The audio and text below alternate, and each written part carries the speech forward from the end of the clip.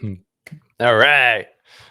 Love that tune. Too bad I got to change it because YouTube won't let me play it for copyright reasons. So I always got to scrub it when I do the post edit. So welcome. Welcome, folks. A little bit late because, again, I cocked up setting up the stream and I'm like, why isn't things happening? And, anyways, thanks for tuning in, folks. Really appreciate it. Today, we're going over this funny thing that I learned how I didn't fight in a war. Who would have thought? I thought I was in a war. I mean, bullets were coming downrange towards me.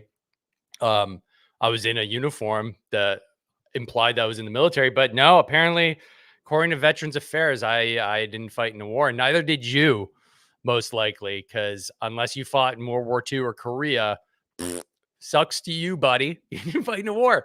What's going on? Well, folks, if this is your first time tuning in, I'm Dave, and you're tuning into the live Thursday stream of the Hard to Kill podcast. If this is your first time, drop it in the comments. Say, hey, it's first time. Like a virgin. It's your first time here. Hey. And for all you diehard veterans, welcome again to another stream here. We've got Homa Hashalaga tuning in. Bonjour. Debbie McKenzie watching from Alberta, right on. And Honey QB. What's up, folks? Glad you could be here. So I'm going to go over a few things today, and we're going to obviously start with our moment of share and shill. I'm going to start with something that I'm hosting on Monday. If you weren't aware, we are doing the 30 to lean challenge. What is the 30 to lean challenge, you say? 30 to lean, let's make that bigger. That's way too small. That's better. There you go. If you're wondering, yes, that is my sexy body. I'm putting myself out there. Dad of two, 43 years old, getting her done, getting a little bit uncomfortable, but that's what I'm here to do. Okay. To inspire. So I've come up with a system that has consistently gotten me to lose weight. Yes, I do yo-yo from time to time. Like, for instance, right now, I'm just in a fatty phase. So it's perfect timing. I'm going to do it with you. If you want to join a really friendly, veteran-based weight loss challenge, which is not crash dieting, it's 30 days of actually learning how to take care of your nutrition, take care of your health, and have zero CrossFit, like zero. We're talking about just going for a walk. The goal here is to learn and to be consistent. And if this is something that interests you, we start on Monday. Doors close on Sunday night. We've already got 153 members. We're kicking ass and taking names. It's going to be hosted in my Veterans Getting Fit AF community. Okay. Some of the details are here. You can head to the site. I'm going to drop the details here in the description. It's going to be right here in the comments as well. That gets fired off. Read what we got here, but I'll give you the gist. We're going to have some excellent guest speakers. And by excellent, I mean like world class. So let me just share with you who those individuals are. We're going to have Dr. Philip Avadia, a 2-time guest of the Hard to Kill podcast. He has written the book, Stay Off My Operating Table, and his handle on Instagram is I Fix Hearts. He's a cardiac surgeon and learned many years ago that the way we go about telling people how to eat and how to live is 100% incorrect. And he's going to completely destroy the paradigm that you likely have around dietary cholesterol and fat, and why it's so important to have a new paradigm, and coming directly from a cardiac surgeon who literally opens people up and opens people's hearts up. He's going to give you the nitty gritty, the down and dirty as to what it's all about, what you need to be doing in order to stay off his operating table. He's going to be talking. We've got Mike Bledsoe, Navy veteran.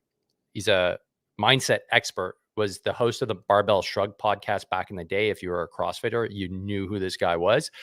He's now dedicated his entire business effort to helping veterans start their mission after, and talk about relationships specifically and how important they are to cultivate once you're out of the military. And Dr. Teresa Larson, she's a USMC veteran, and she's going to be talking about movement and deep health and how you can improve it one step at a time. She's going to be an awesome resource to ask questions to, but you only get access to this if you are a member of the community and participating in the 30 to lean challenge. So again, the link is here in the description. If you have any questions, hit me up on socials.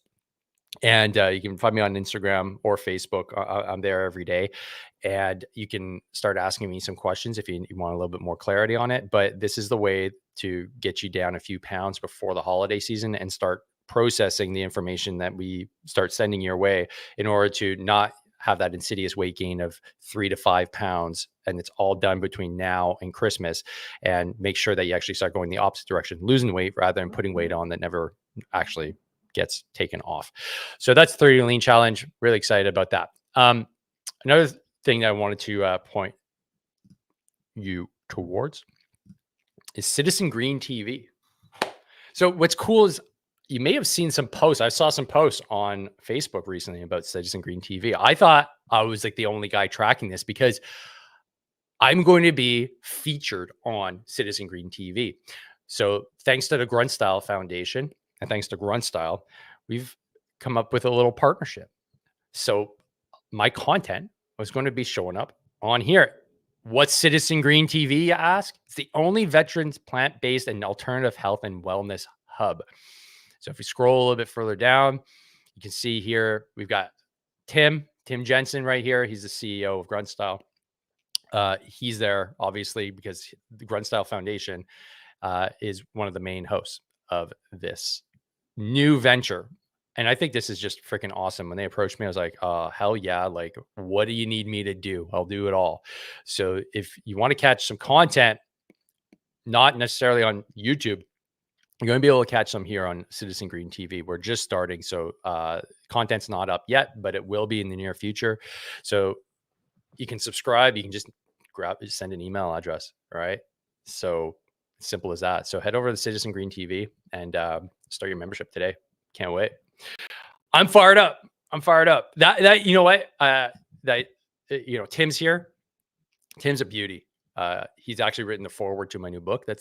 That'll be coming out in a few weeks. I'll be doing more about that. I'm really focused on the weight loss challenge for now. So more to follow on my new book, but I'm super pumped about that as well. And Tim was kind enough to write the foreword to the book. It's going to be freaking awesome. You're going to get a lot of insights from the health and fitness world that it's sometimes hard to kind of glean everything that comes from the podcast, right? There's, I've got 200 and something plus episodes. You're not going to listen to them all. Well, maybe you do. Like if somebody here's listened to literally every episode, congratulations. Like let me know in the comments.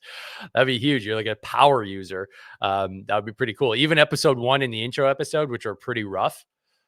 Whew, I went back and listened to them. I had a hard time listening to them, but the good thing is if I didn't have a hard time listening to them, it would mean I haven't grown and haven't improved. So it's always important to go back and listen to where you cut your teeth.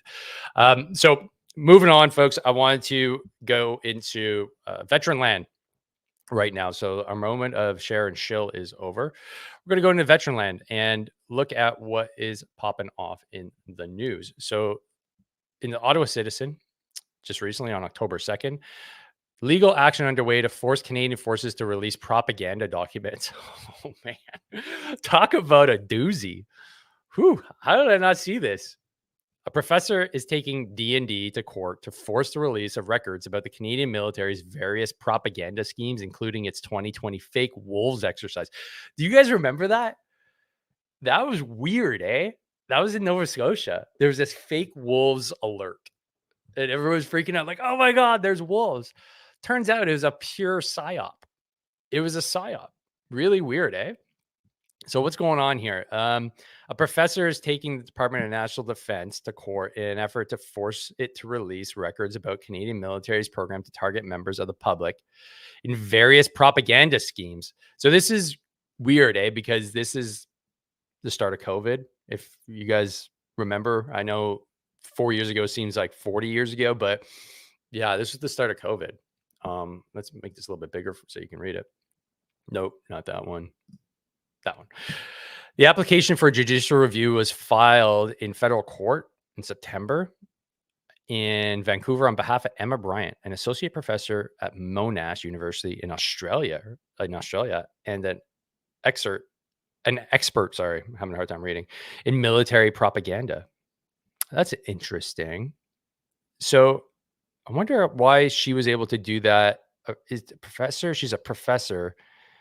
And associate professor, University of oh, okay, so she must be Canadian, but she works for the University of Australia, Monash, Australia's Monash University. Okay, that makes sense because I don't think foreign nationals can do ATIP requests. That'd be weird. So with that being said, the Privacy Commissioner of Canada has already ruled that D&D violated Bryant's rights for failing to disclose the documents. Well, that's no surprise, right? I mean, that's like rampant right now. Folks are putting in ATIP requests and they're just not being fulfilled. And the law states that they have to be. But really, what's the repercussion of not doing it? They can basically say, like, go pound sand, go bring a lawyer, is basically what they're saying here.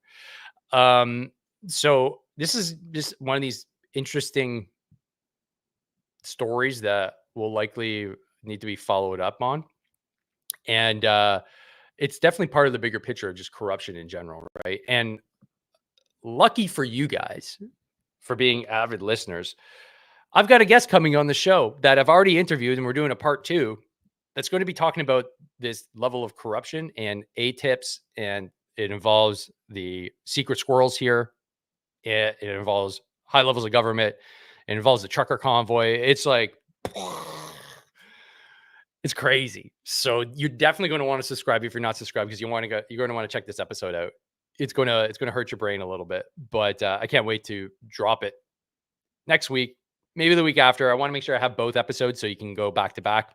So stay tuned for that. It's going to be really cool. Next up, what are we looking at here?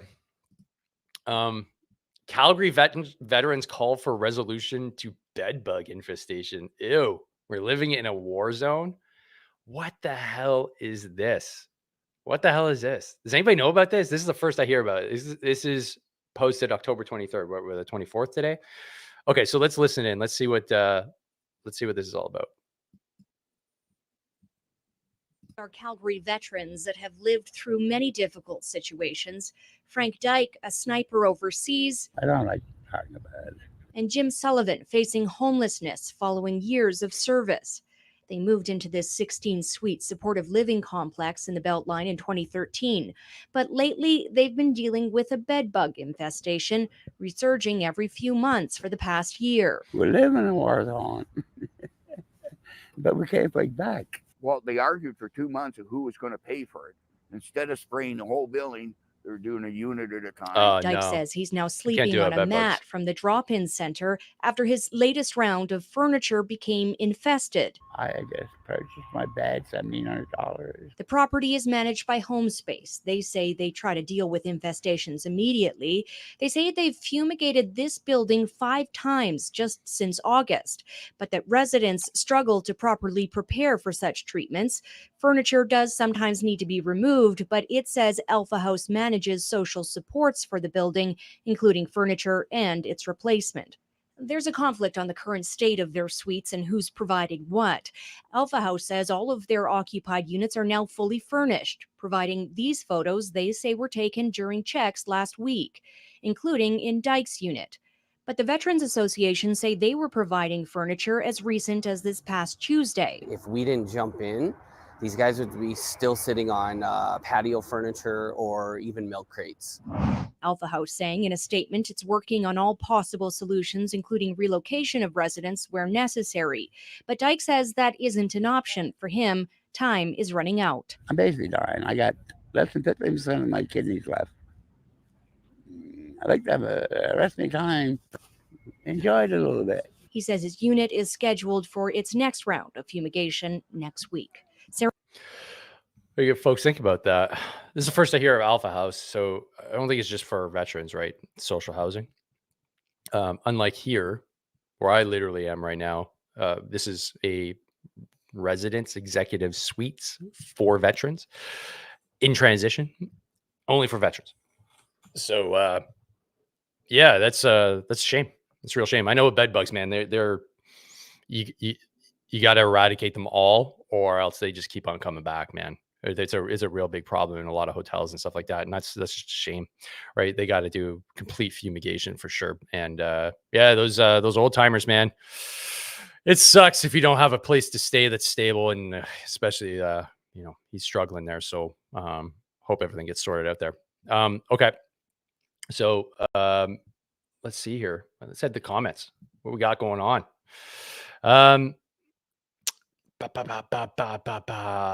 Diatomaceous earth.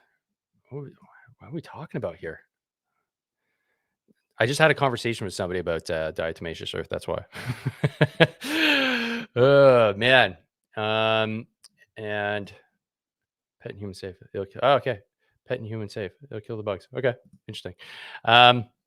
So moving on to the heart of what I wanted to talk about today.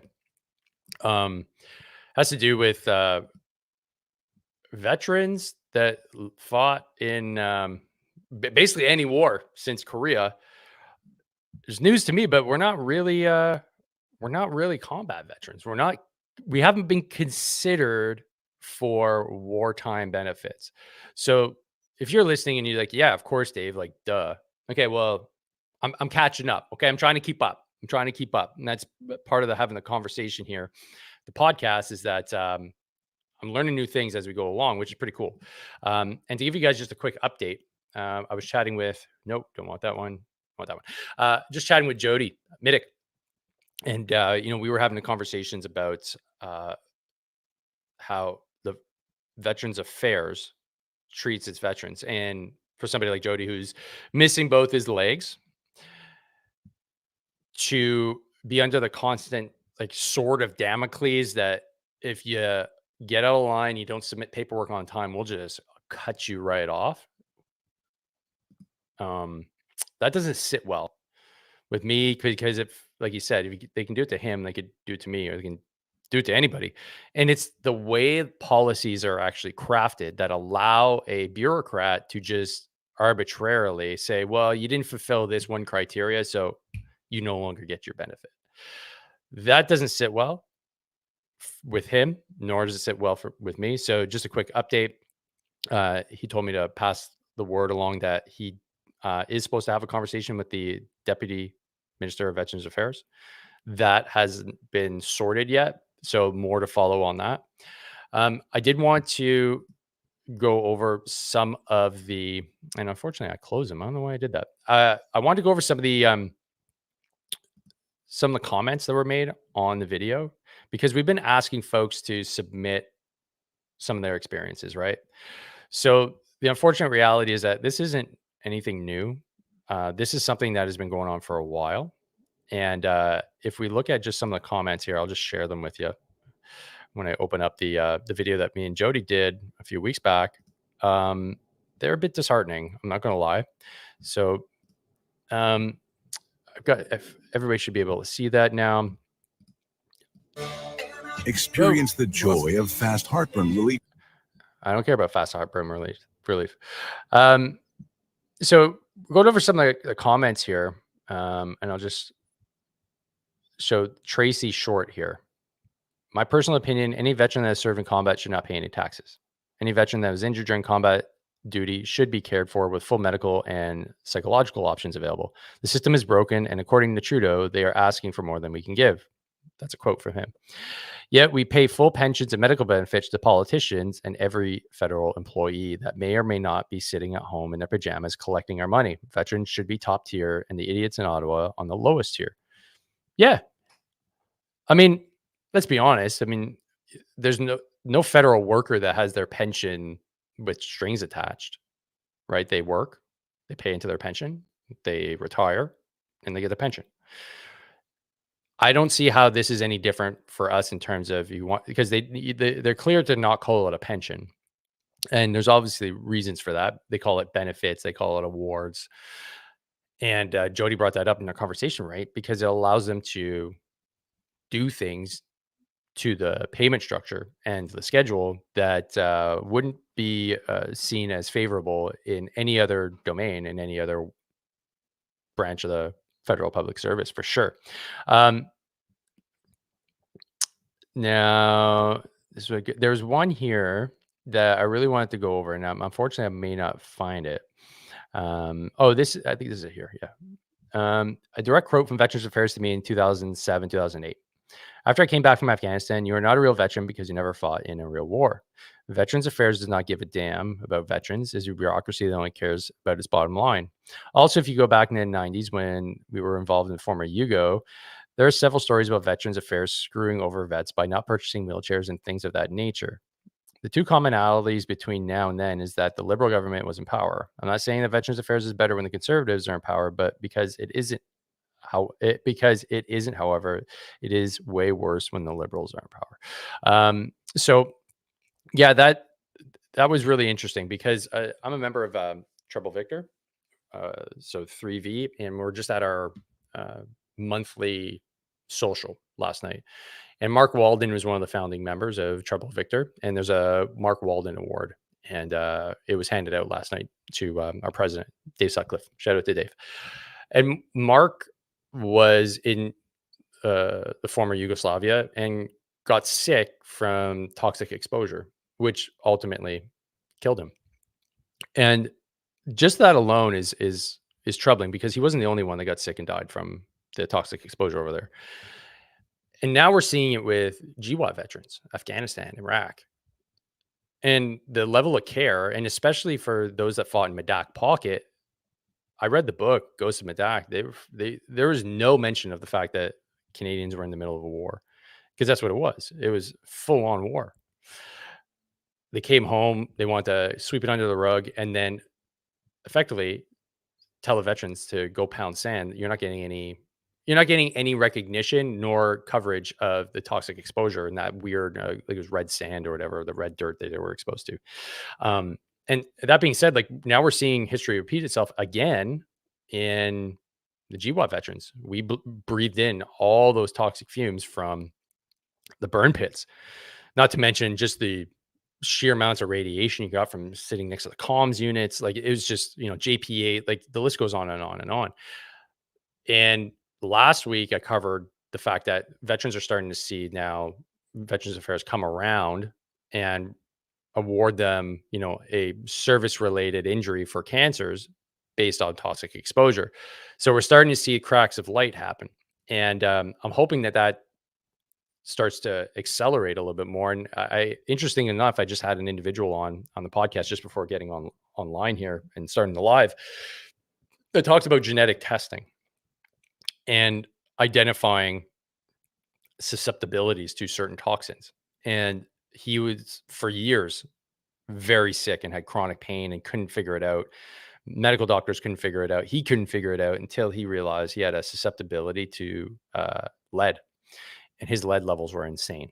Now, I'm not saying that all of us have a susceptibility to lead, but just that alone, knowing that you may have a genetic predisposition to a certain toxin could start clearing things up for a lot of us, because I think a lot of our mental health issues are related to exposure, not necessarily the traumatic things we may have seen, but those that we experienced in our bodies. And I think if we start that conversation, we're going to start realizing that a lot of folks that may have assumed, or the doctors may have assumed that you have quote unquote PTSD, are actually suffering from destroyed endocrine systems, poisoning from lead, you name it. And if you can clear those up and you start feeling better, hey man, now we got a completely different system. But here's the rub.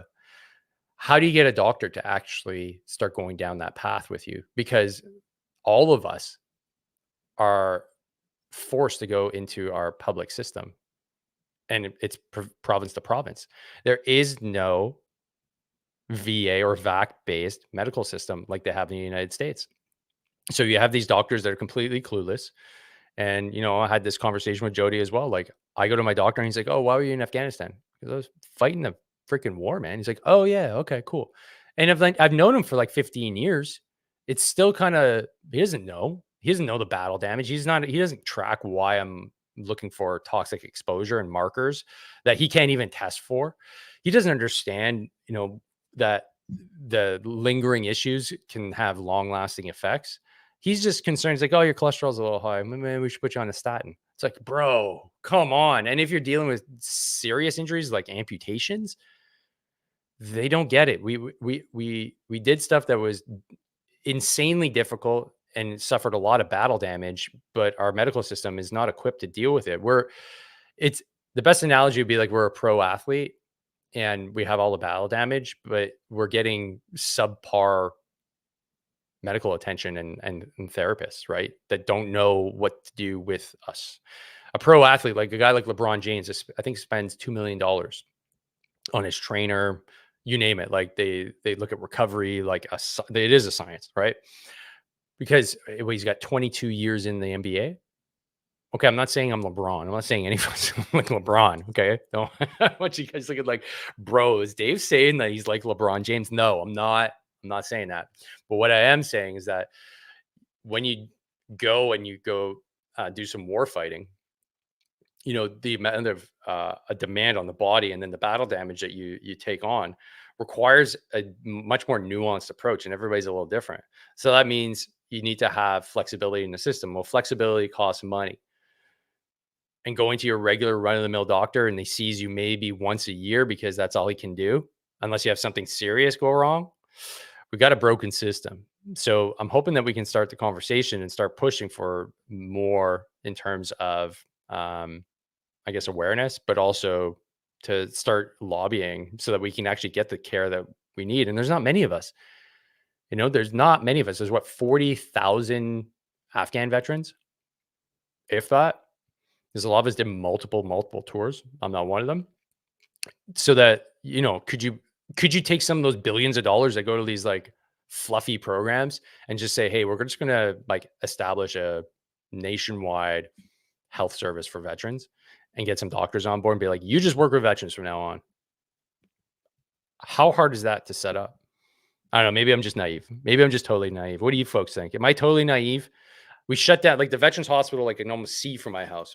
I mean, it's like 10 minutes away, but it went to the province. It's a shell of what it used to be. I can't believe they just let that go. And then that would have been the only like reasonable place, right, to have like the center of excellence for veteran care. But they just gave it up. They're like, nah, we don't need this anymore. Well, the war drums keep beating, man. It's not going to be good. It's not going to be good. Once if you have a pile of veterans coming back from a war that's being fought in Europe yet again, what are you going to do? You spool it all up again in true Canadian fashion, panic and do everything under panic rather than foresee the next wave. Anyways, do you folks think I'm onto something here? Should we have a national level healthcare system for veterans? Curious to know. All right, so let's just get into, we got Adventure Man, Chimo. Yeah.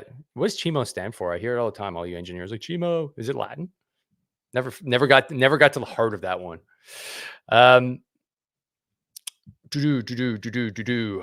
Odious Patton back here again. Good to have you back. Let's see here. We got Thomas Griffin. You got a gripe here. Let's hear it. Been fucked by the dermatologist. Oh, fucked off. Sorry. Bro, I'm not a therapist. Maybe. Okay, cool. Got it. Then given the run around by my cardiologist, preached it to the choir, broke my back twice. Then they lied for 11 years until the LT spilt the beans by accident. Okay, so from what I'm hearing here, okay, they're screwing up your shit. Yeah. Homage, like because you're a dreaming man. They don't care about Canadians and really less about veterans. Yeah. Yeah. I mean, you know, government's supposed to be the branch of the will of the people, right? All we need to do is just get vocal. That's it. It's just we haven't been vocal because we haven't had a unified front. It's easy to pick us off individually, right? Vaccines, medical, but depression therapy, chemo, etc. Bring in dollars. Yeah, I agree. There's definitely a medical industrial complex that we need to fight against. That's for sure. But hey, you're in the right place to be healthier and harder to kill, right? You know, pay the farm now or pay the farm later. That's what I say. So let's get into this video here that I wanted to show you guys about not being a real veteran. So if you've heard this before, then my apologies, but let's fire this up. designed while we were over there. And, It's one of the Start that again. This is the Gulf War jacket that they designed while we were over there. And, it's one of the few items Doug Saunders has from his service in the Gulf War. But he does still hold plenty of memories of that frightening time in 1991. It was nerve-wracking. A lot of times it's in the middle of the night when the action alarm goes off and you don't know what it is. Like the Scud missiles are very inaccurate, but he says it felt like a war, but federal legislation governing injury benefits and veteran recognition doesn't treat it that way. Not for him or veterans of any other conflicts since the Korean War, including Canada's longest deployment, Afghanistan. Longest deployment. Even the newscasters can't say war. I call it the Afghan War. I'm pretty sure I was in a war. But even the newscasters are like, oh, it's a long deployment. Are you serious? You're going to call it a deployment? It's not a deployment is part of the war. Anyways, even the newscaster gets me upset on this one. All thanks to a legislative change in 2006, setting off this war of words. A German bullet will pay 100% insurance. A Korean bullet will pay 100% insurance. But if you are unfortunate to be shot by the Taliban, you're only getting 20 cents on the dollar for that injury. Injured veteran Kevin Sammy Sampson told a parliamentary committee he's done the math and found veterans of the World and Korean wars who did what's called wartime service receive more compensation for injuries than those who did what's now dubbed special duty service. All right, so this is news to me. All right, wartime service and special duty service. All right, so let's unpack this a little bit. Is this implying that due to policy, they don't want to give us wartime service as a designator because they have to pay more, and by extension, I'm assuming more to our spouses and children? Because if I understand correctly, because my grandfather fought in the second, my grandma got a pension. Like he passed away when I was like 3 or 4, so I don't really remember him, but I know she got money from his wartime pension. So is that what they're worried about? That, oh my God, we got involved in wars and we don't want to have to pay these veterans out? Is that all this is? So special duty service. This is something that now I'm kind of intrigued about. Special duty service. So is that why nobody in the media, even Veterans Affairs, calls Afghanistan a war? Or that deployments to Croatia wasn't a war, that Cyprus wasn't a war, or that being deployed to Iraq wasn't a war? How do you, and we have this big focus on peacekeeping missions. Is that what this is? Is this just an insurance scam? If so, like that's so disheartening. Is that why we don't get, is this why we don't have a VC from Afghanistan? Because it doesn't make any sense that we don't have a Victoria Cross recipient. It doesn't make any sense because Australia does, the UK does. Does New Zealand? Maybe. I have to look that up. But we don't. How is that possible? Like, I know General Hillier, and I had Giselle on too to talk about that issue. Like, how is it possible that we don't have a VC? There was such fierce fighting during that war. Even if there's just one, right? VC, it puts a kind of signature on the war that this was a freaking war. But is it because the VC can only be issued during wartime in the face of the enemy? Does that explain it? Is that like the cover up? It's not very good, but I mean, that would explain a lot. And if that's the case, like, this is kind of the biggest issue that we need to solve. Is it not? I don't know. What do you guys think? If this were to get sorted, this would clear up a lot of the issues, because then you couldn't justify having things like PCVRS, right? Because you would come under this policy, which goes back to the Second World War in Korea. You would just get because I looked at the schedules, right? I looked at the schedules, and like they have a schedule sorted out for how much you get if you have a wife or like a husband, and if you have a kid. And so you're making a few $1,000, right? Based off those schedules. So instead of this, which seems pretty practical and straightforward, they created this convoluted, impractical bureaucratic system to take care of the special duty service gals and bros like us. So what does it take to get rid of this? That's my question. Like, this seems like the core reason why we're fighting all the time.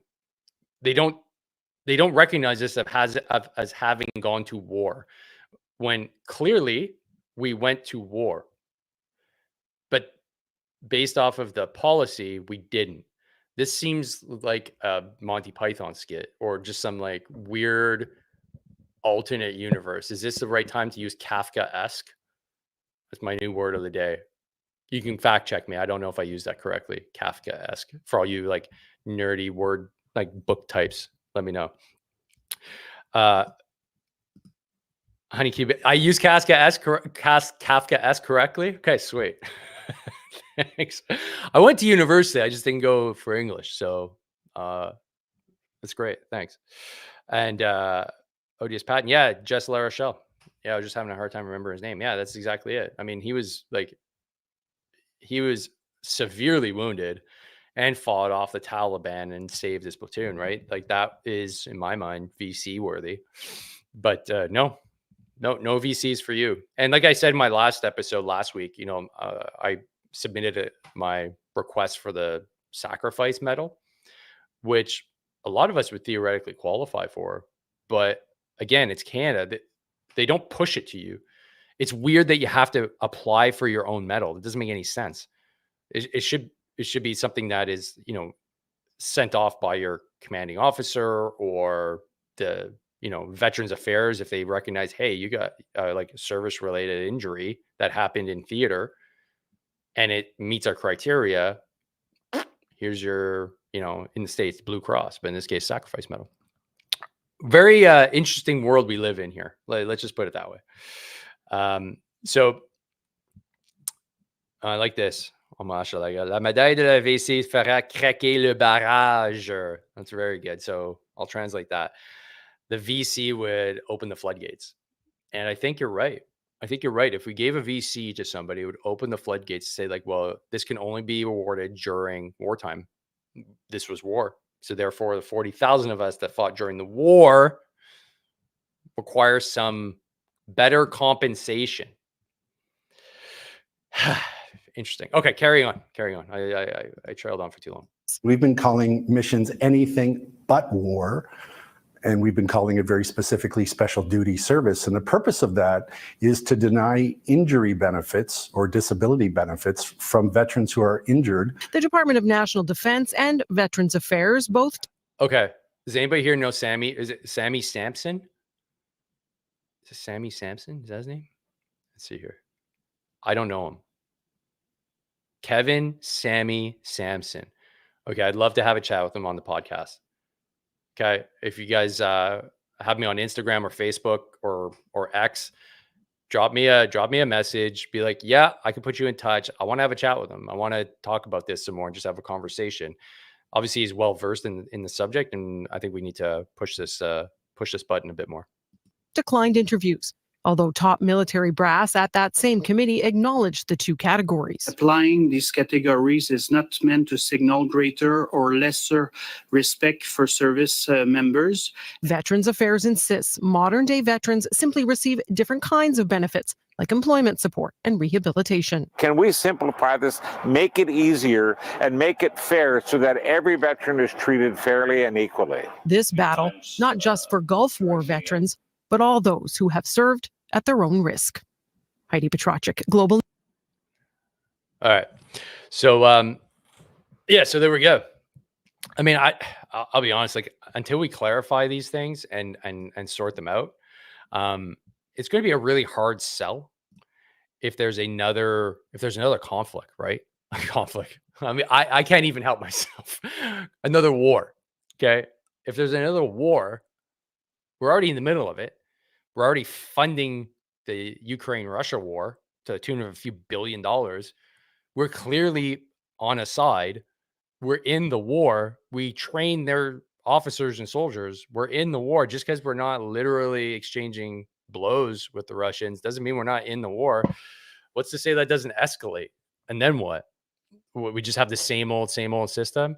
I think it's the bureaucratization of things and oh man, the infantin. This is going to be hard for me. Infantilization. There we go. Said it fast of the entire system to kind of like when you bureaucratize something. Mike Bledsoe said it really well. He's like the best way to defeat and like demoralize a warfighter is to make him or her fight for their disability benefits. Yeah, I think he's like 100% bang on. I mean, you're a warrior, and then you have to deal with these patronizing entities that gaslight you constantly to make you feel that, oh, maybe you didn't fight a war. Oh, maybe my friends that I lost, it wasn't really in a war. It was just in some conflict. Dude, I have conflicts at home with my wife and my kids. It's not the same as a war. I'm not trying to kill anybody, and vice versa. So we have this really interesting dynamic now, and it's coming to a head. And that's what was good about the Afghan war, because I don't think politicians can think further than their nose. They've got a crop of young folks, myself included. And by young, I mean, late 30s, early 40s, early 50s, that still got a lot of gas left. And a lot of us got punted for psychological issues, which I'm starting to think, I don't think we were like, at least in my case, I don't know how much of it was psychological, but more physical. Like I said, endocrine disruption, toxic exposure, all these things, I think had a bigger role to play than the actual psychological issues. I think it was just a symptom of a beat up body. So with that being said, how do we take the next steps so that we can actually see change? And I think it's only going to come about from, rallying around organizations like Veterans for Freedom, and there's a few others that are popping up too. But the main one right now, that's why I'm on this platform, is Veterans for Freedom, and then uniting forces with veterans all around the planet, because we're all seeing the same issues, including like in Holland, in the Netherlands.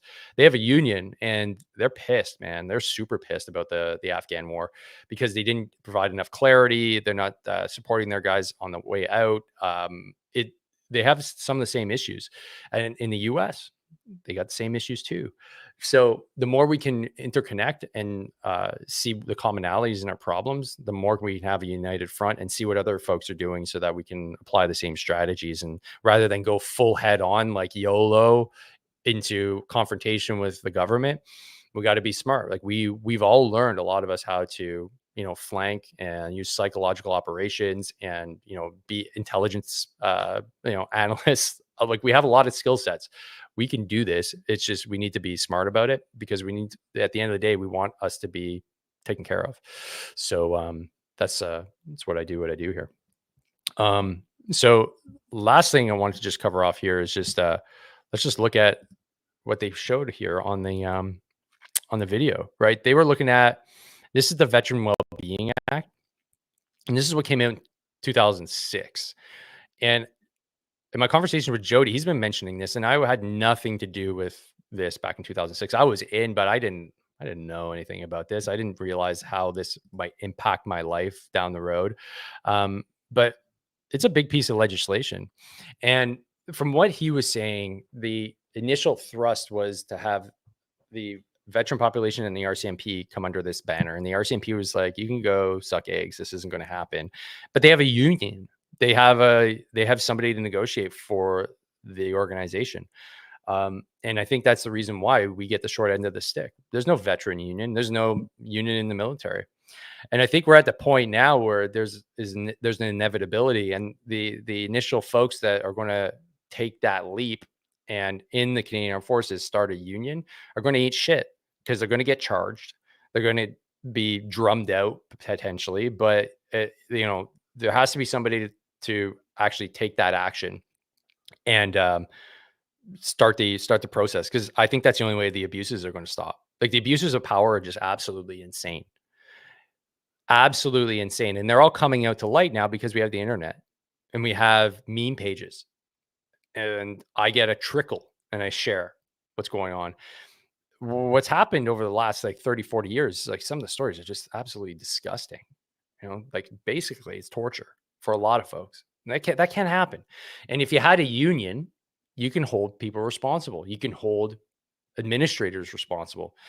And we get treated like dog shit. Then they want us to be this big bureaucratic force with no union. Come on, you can't have it both ways. You cannot have it both ways. So either we focus completely on war fighting, and the pointy edge of the stick is where all the resources go. But clearly that's not the case. They wanted to bureaucratize our entire military, to mollify us and make us basically like HRDC. So, okay, well, if that's the case, then we want a union, just like public affairs, just like any other department, just like the civil servants here. They go on strike. They can do that. If we go to war, it's like, hold on a sec. You got to go through our union first. We want to make sure that all the I's are dotted and all the T's are crossed before we embark on this war. It's insane that they can, in our government, they could basically just decide, okay, we're just going to go to war. Yeah, we all agree. Okay, cool. They don't need to consult with anybody. They don't need to vote. The most important thing that a nation can do is go to war, but yet we just go to war without a referendum. It's not democratic. That's just like, yeah, I'm deciding we're going to war. Well, who the fuck are you, prime minister, to say we're going to war? Do I get a say? I'm in the army, or I'm a dad. I got kids. Who's to say my kids have to go to war? I want to have a say in that. It's just we have a lot of deeper issues. We can't solve them all here, right? One thing at a time. But anyways, I got on a tangent. Veteran Wellbeing Act, and then there's some criticism here from the Legion. Before I get into that, let's look at some of the comments. See them popping in slowly but surely. Thanks, Honey QB. Definitely coming together to air our grievances respectfully. Yeah, absolutely. There was a veteran stakeholder forum a few months ago here in Montreal, and it was just not what I was expecting. just put it that way. And I wrote a LinkedIn post about it, a LinkedIn article about it, and it got some good traction because I think I hit a nerve. It didn't reflect the main issue, and that's we're not getting proper care. Like if you're an organization that's supposed to care and supposed to provide care and services, then how come you're not doing that well? And it just turned into kind of like a bitch session, and it was all individuals, right, that had grievances, and they had like an open like kind of bitch session. I'm like, that's not going to get us anywhere. So it didn't really have any value, other than a dog and pony show, which is essentially what it was. So yeah, we need to have something that's a lot more concrete, and we need to get a lot of the younger folks. I'm sounding like I'm an old man. We need to get just a lot of the younger crew engaged, right? Because I think what's happened is like a lot of us younger veterans, our families are young as well. So a lot of us got back into the workforce as well. So we're kind of like, man, am I really going to take on like veteran issues? Like that part of me is like, that's long gone. That's like 15 years ago. I just want to hang out with my kids and just do what I got to do. Do I want to like take up the torch and like fight for veteran stuff? I think it might be a hard sell for a lot of folks. They just want to forget it. And I get it. I understand. Like I was like that for a while too.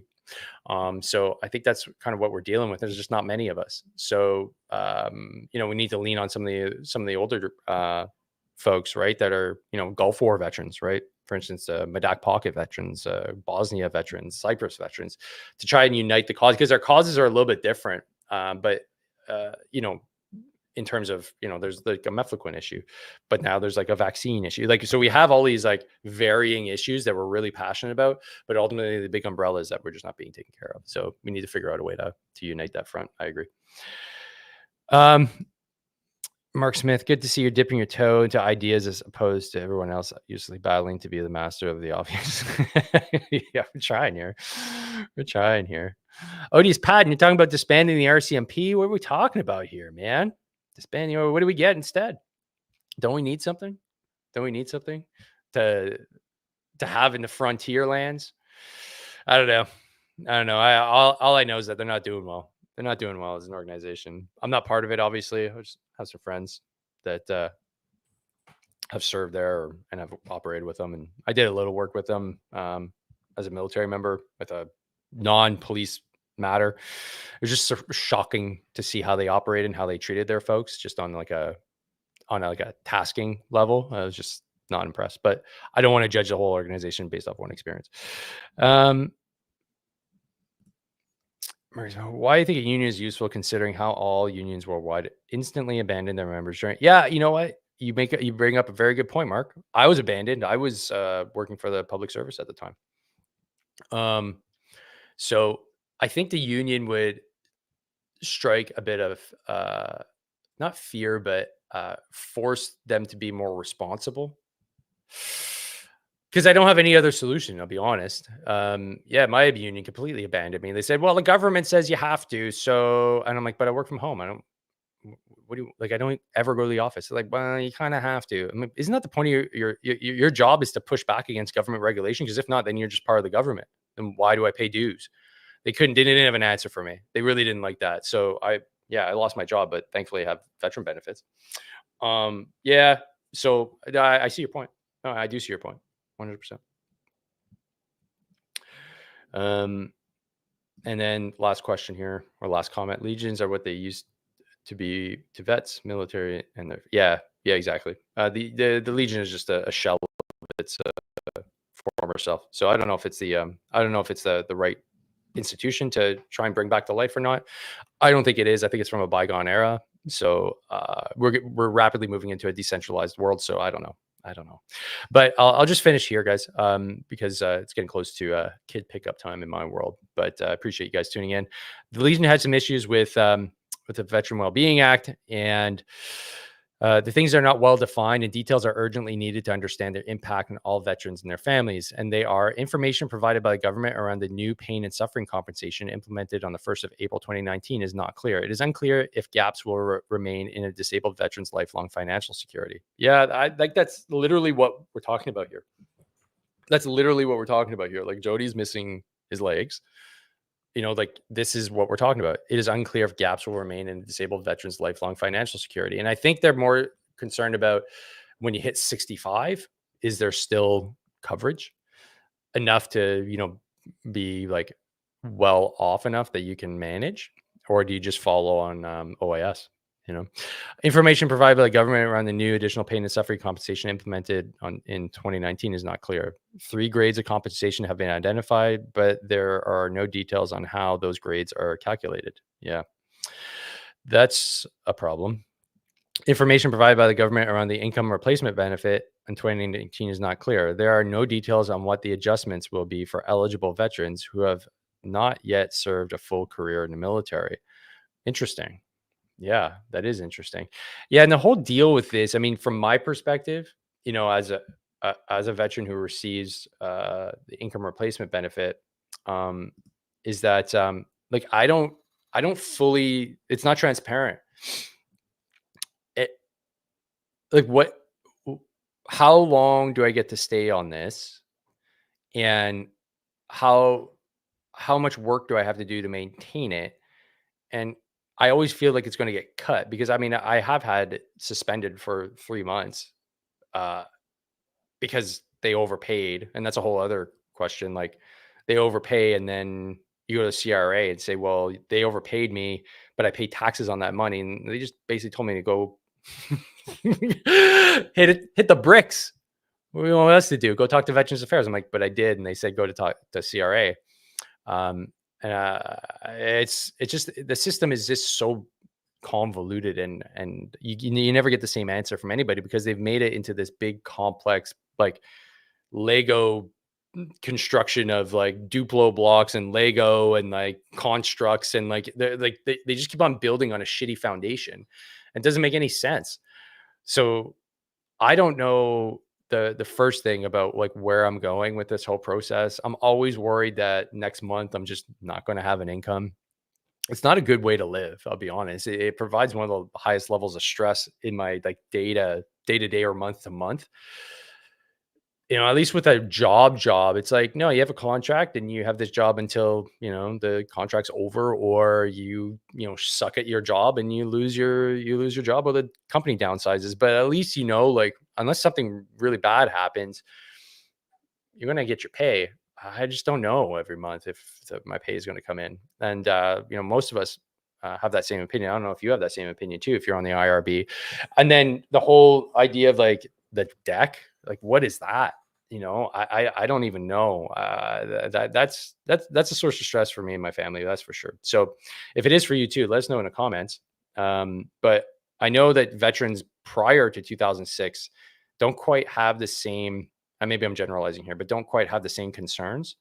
But I'd like to know more about that too. Like, are veterans prior to 2006 and the Veteran Wellbeing Act more secure with their monthly, I don't want to call it a pension because it's not a pension, but with their monthly income from VAC?